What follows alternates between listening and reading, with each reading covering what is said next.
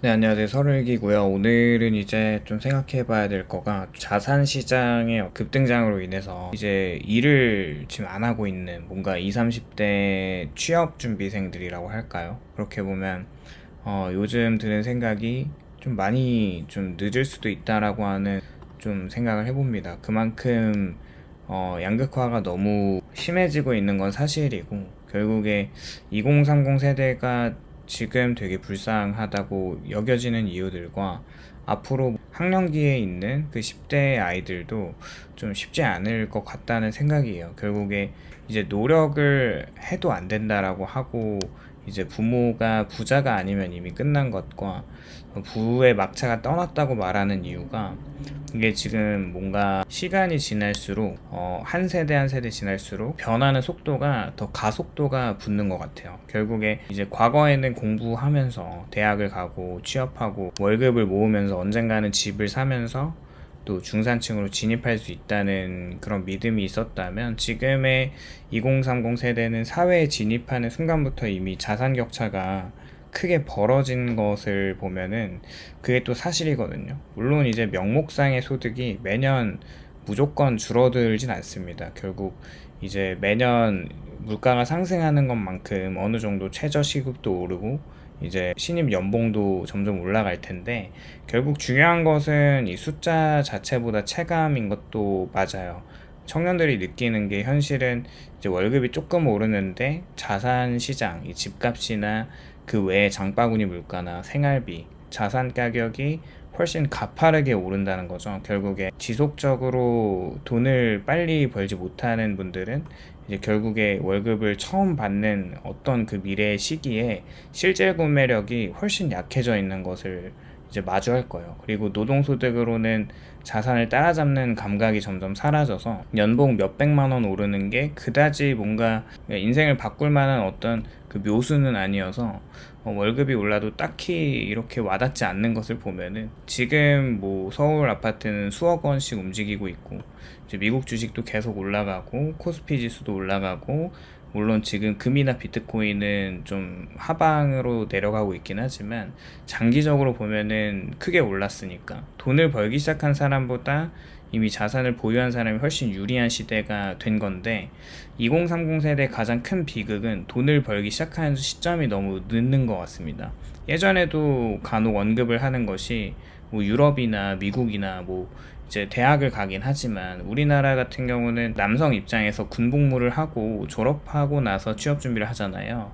결국에 실제적으로 안정적인 소득을 얻기 시작하는 나이가 20대 후반이면 진짜 빠른 거고 30대 초반인 경우가 많은데, 이제 다른 나라는 그래도 한 24살 정도면은 바로 시작할 수 있는 걸 보면 그 기간이 참 되게 1년, 2년 차이가 굉장히 큰 것 같습니다. 왜냐하면 그 시간 동안 자산 시장을 기다려주지 않는 것이 너무 명확해졌고, 그것을 우리는 목도하고 있다면, 지금 20, 30대가 그걸 좀 인지하지 못한다면 정말 위험할 수 있다고 생각을 하고요.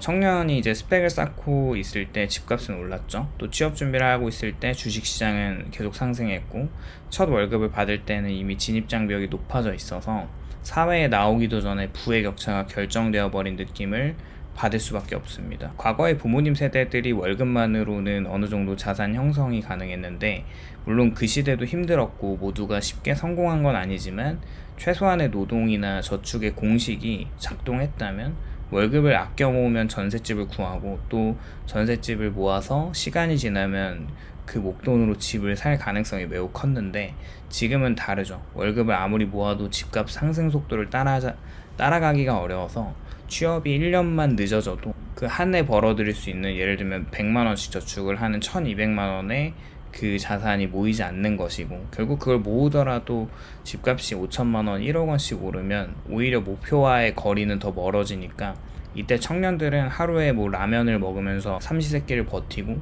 뭐 삼각김밥을 먹으면서 버텨도 이렇게 절약을 해서 모을 수 있는 돈의 어떤 한계치를 느낄 때 허무함을 느낄 수밖에 없죠.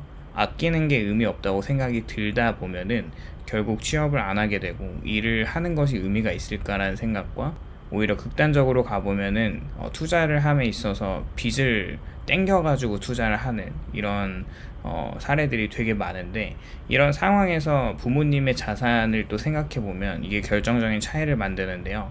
같은 연봉을 받는 두 사람이 있다고 했을 때, 한 사람은 부모님의 도움으로 전세금을 마련하거나 뭐 이제 월세방을 구하거나 뭐 이제 집을 해주시는 부모도 있고, 다른 사람은 월세를 내면서 시작하는데 출발선이 완전히 달라졌어요. 한 사람은 월급을 투자에 사용할 수 있고, 다른 한 사람은 월세와 생활비를 대부분 써야 되기 때문에 이 모으는 자산 격차가 굉장히 커질 수밖에 없습니다. 그렇게 부모가 증여해준 돈으로 주택을 매수하고 다른 사람은 계약금조차 마련하지 못하는 거죠. 처음에는 이게 뭔가 작은 차이처럼 보여도 시간이 지나면 결국에 복리처럼 격차가 커지는데, 그래서 지금 시대의 불평등은 단순한 소득 격차가 아니라 자산 격차입니다.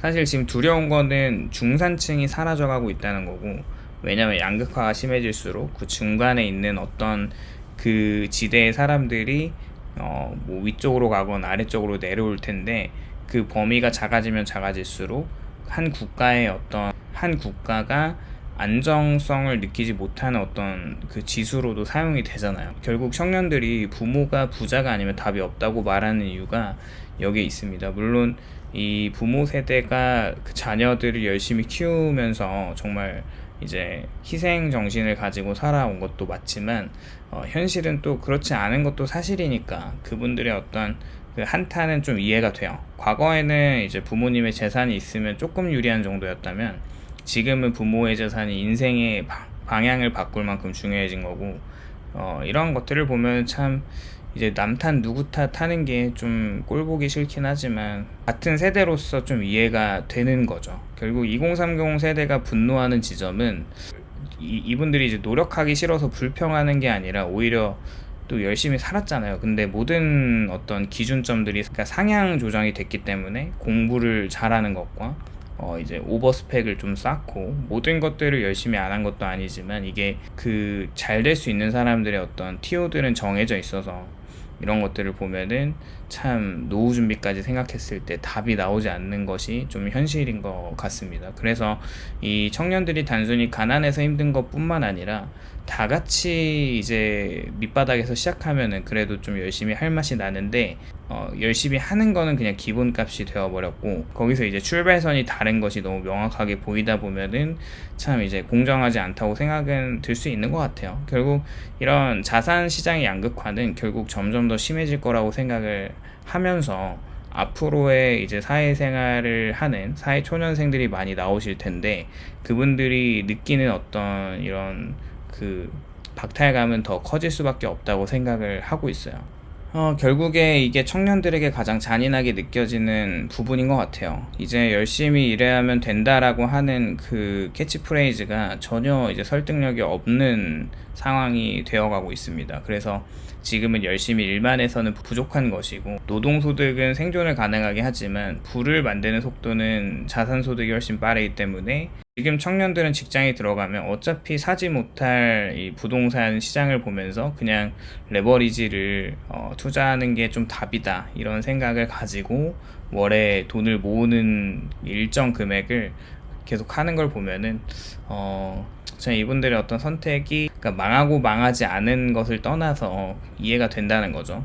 결국 그렇다고 해서 모든 희망이 사라졌다고 말할 수는 없을 거예요. 막차가 떠났다는 감정은 이해되지만, 역사적으로 사람들은 늘 막차가 떠났다고 생각하더라도 2008년이나 2020년이나 22년이나 2000년대 초반이나 이제 모든 어떤 산업 사이클에서 주가가 급등했을 때 모든 자산 시장에 버블이 발생하고, 그게 이제 꺼지는 그 순간에 좀 기회는 찾아오긴 하거든요. 결국 이런 것들을 보면은 좀 앞으로의 그 상황이 또 어떻게 급변할진 모르겠지만 좀 희망을 버리진 않고 그래도 열심히 노력하면서 살아가는 태도는 계속 유지하되, 하루빨리 이제 좀 노동시장으로 나와서 돈을 버는 그 시간의 간격은 좁혀나가는 게 너무 맞다고 생각을 하고요. 오늘도 영상 시청해주셔서 감사드리고, 공감이 되셨다면 좋아요와 구독을 부탁드립니다.